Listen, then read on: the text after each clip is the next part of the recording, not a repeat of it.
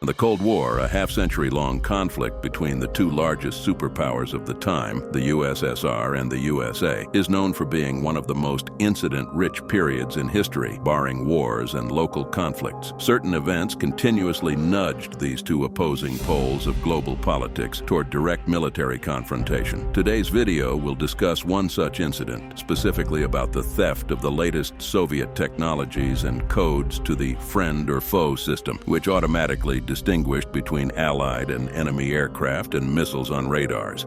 And now let's turn our attention to the largest theft of the Cold War, the hijacking of the Flying Fox. At 6:45 a.m. on September 6, 1976, a plane took off from the Sokolovka airfield in Primorye, setting an absolute altitude record for a fighter jet and instilling fear in NATO countries. It became one of the symbols of Soviet aviation, ensuring parity in space during the Cold War. This plane was the MiG-25 Interceptor, third generation, designed by the Mikoyan and Gurevich Design Bureau, codenamed NATO Foxbat. On that autumn day, Senior Lieutenant Pilot Viktor Belenko was in the cockpit of the MiG with the board number 31. Initially, the flight was conducted for training exercises. However, shortly after takeoff, Belenko separated from his lead aircraft, which he was supposed to follow, and sharply decreased altitude, continuing the flight at 30 meters above sea level at supersonic speed. This action allowed him to remain undetected by both Soviet and Japanese radars heading towards Japan. Witnesses of his flight, residents of the village over which he flew to Japan, recalled that a plane flew over them in the morning, went behind a mountain, and then a loud explosion was heard.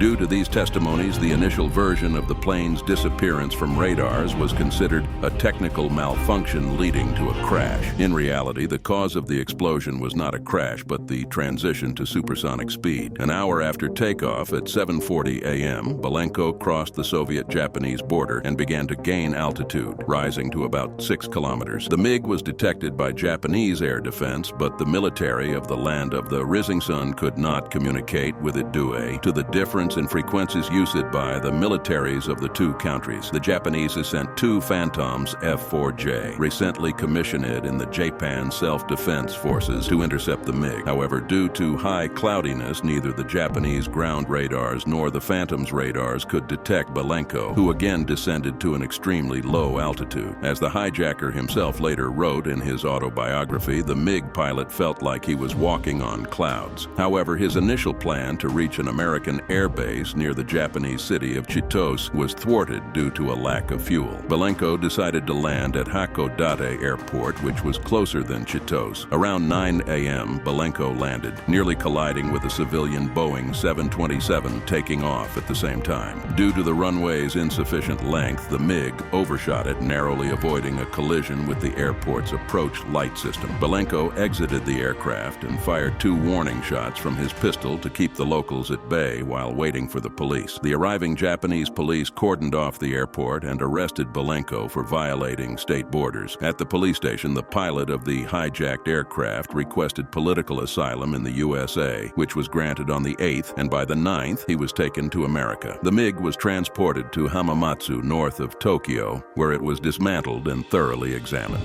2 months later, the disassembled MiG was returned to the Soviet Union. For NATO, Belenko's action was nothing less than a gift of fate. CIA Director George H.W. Bush Sr. called it a major intelligence coup. At that time, none of the alliance's countries had any reliable information about the characteristics of the Soviet fighter. All that was known about the plane was that it was incredibly fast and could fly at unreachable altitudes. In the early 70s, the MiG underwent testing in Egypt, where it conducted reconnaissance flights over the Sinai Peninsula, then under Israeli occupation. Only once in 4 years did enemy aircraft manage to intercept a MiG, and even then, the missiles launched by the Phantom could not hit it. These incidents clearly demonstrated the impunity of the MiG-25s, which were unreachable by air defense systems, Phantoms, and their missiles. The Flying Fox also had a significant psychological impact due to the lack of information about it, leading to somewhat exaggerated assumptions about its capabilities. After the hijacking and thorough analysis, the psychological pressure significantly decreased.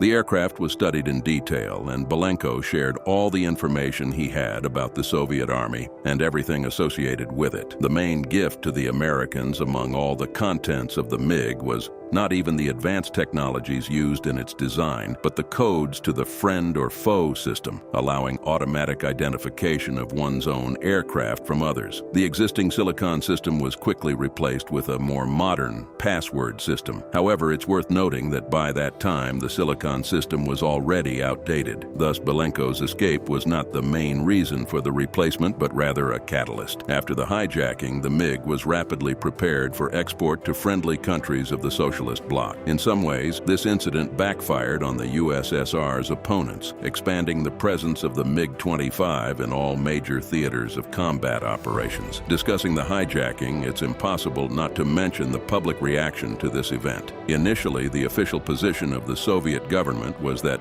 Belenko had made an emergency landing in Japan and was then taken to the USA against his will. There was even a conference involving Belenko's wife and mother, where they pleaded for Viktor to return home. The Western media's statements were labeled as a propaganda campaign. However, the Soviet leadership knew the real situation on the day of the hijacking. On the 8th, according to some reports, a Soviet diplomat in Japan even managed to speak with Belenko, but this did not stop him from severing ties with his homeland. According to family and command statements, it was virtually impossible to anticipate such an act from Belenko. His family described him as a true patriot, a loving husband and son. His wife mentioned that he forbade her from contacting relatives who had moved abroad, and his superiors characterized him as a disciplined and responsible pilot. Various conspiracy theories also emerged. The most popular theory was that Belenko was replaced by a spy from another country during his time at the aviation school, justified by the fact that he looked much older than his peers.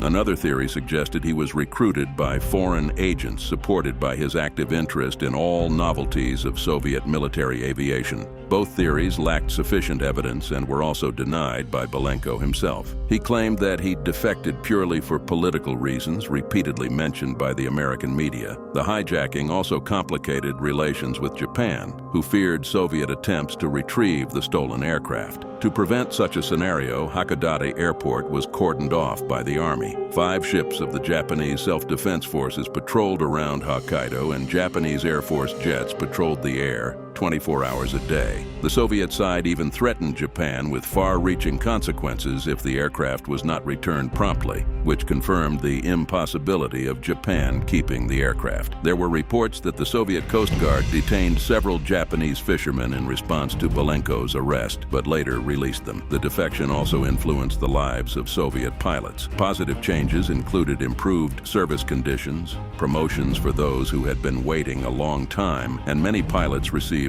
long-awaited housing. However, there were negative changes too. It became necessary to identify morally unstable and potentially defector-prone pilots. As one of Belenko's colleagues wrote, the requirements for pilots flying the MiG-25 were raised to impossibly high standards. As for Belenko himself, his plan was fulfilled as intended. He obtained American citizenship, a well-paid position in an aviation company, collaborated closely with the Pentagon and CIA, lectured at military schools, wrote an autobiography, started his own business, and remarried. He even played a significant role in another sensational aircraft incident over the Pacific Ocean. However, over time, his knowledge of the Soviet Army became outdated, his business failed, and he divorced his second wife. There are no reliable details about his current fate. According to one version, he died from the effects of alcoholism in the early 2000s, while another suggests he is still alive but has faded into obscurity, as traitors are never forgotten. What do you think? Did Belenko decide to hijack the aircraft on his own, or were foreign intelligence services involved? Is he still alive today? Share your opinion in the comments. If you're interested in the other incident he was involved in, let us know and we'll make a video on that topic. Until next time, friends.